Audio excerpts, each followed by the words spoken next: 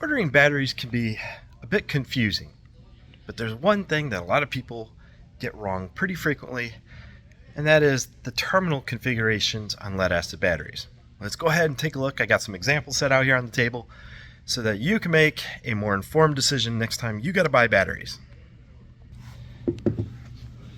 Alright guys, so I have a whole collection of lead-acid batteries. Some of them are AGMs, some of them are standard lead-acids, deep cycles. I want you to take a notice of the terminal configurations. So there are several different types.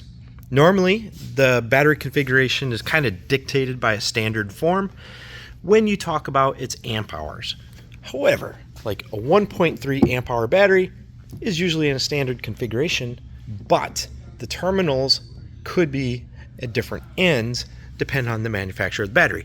So just because the amp hour matches up doesn't mean that the terminals are in the configuration that you need. You have to try and get a photo of a battery, preferably, before you make a large purchase. Now you can see right here, these here are the slender spade style terminals. On each one of these, there are some varieties of batteries that have a wider spade terminal. And when those happen, your spade terminals will not fit on.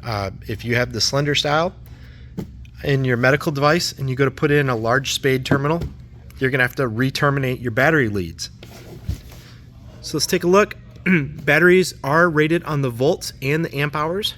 So this one here is a 4.5 amp hour 6-volt battery. The terminals are at opposite ends of the battery. You should be aware of that.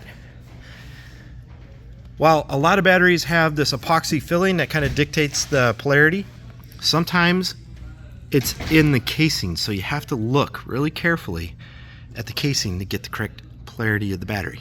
Always verify. When you get to the larger batteries, this is where people often make mistakes. So yes, we have terminals, spade terminals usually on the smaller AGMs, but people often get the size wrong. But on these ones, if you get a larger size battery, there's going to be screw down terminals, there's going to be bolt through terminals, and some of them have a slender bolt through, whereas this one here is a thicker bolt through. You can see that. They're not always standard, so always verify with your lead acid batteries the type of terminals that you need. You can see right here, these ones here are bolt downs. Fascinating. But anyway guys, just a little rundown on your lead acid batteries. They're very confusing, I know, but they could be very expensive, so don't make the mistake. Logistically, it's an absolute hassle to ship batteries back if you make an erroneous order. So verify, and if anything, we have no problem whatsoever with taking a photo of the batteries that you're requesting and sending you a photo of the actual battery that you're going to be purchasing so that we know that you're getting the correct battery for your order.